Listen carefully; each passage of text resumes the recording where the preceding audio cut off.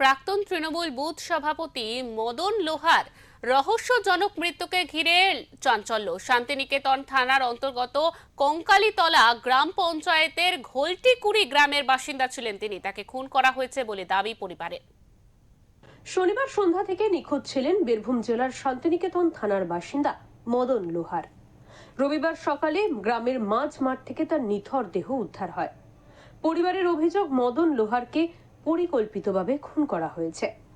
ছোট থেকে হ্যাঁ, কালকে ভালো মানুষ, কি সুন্দর বসেছিল, সেই মানুষ কি বাড়ি থেকে বেরিয়ে এলো। সে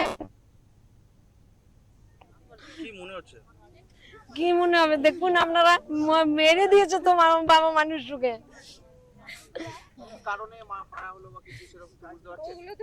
না ওইগুলো তো বুঝতে পারছি না। আগে করতো।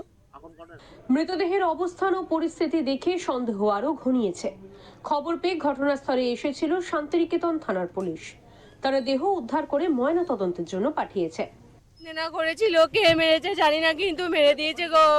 ভালো মানুষ, ঘর থেকে বেরিয়ে গেছে সন্ধ্যেবেলা দেখো, গল্প করে বেরিয়ে গেল আমার সাথে, বলছে আমি আসি ঘুরেছি, সেই আসি বলে গেছে গো। আর বাবা বাড়ি এলো না। কোথাকে এখন আর করে না। না এবার আপনারা কিছু করুন, আমার মেরে দিয়েছে বাবাকে গো। না সন্দেহ, আমরা কি করে বুঝবো, মেরে তো দিয়েছে।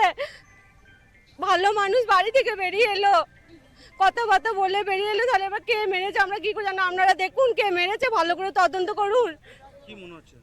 মনে তো হচ্ছে মেরে দিয়েছে, এবার আপনারা বুঝুন কি করবেন। কি চাইছেন আপনারা? এখন কি চাবো দেখুন, ব্যবস্থা কিছু করুন আপনারা।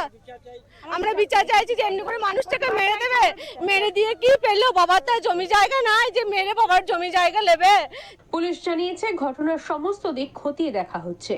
এই মৃত্যুর পিছনে কোনো রাজনৈতিক শত্রুতা আছে নাকি ব্যক্তিগত আক্রোশ, তা তদন্তের মাধ্যমে স্পষ্ট হবে। ঘটনার পর থেকে গোটা এলাকা থমথমে।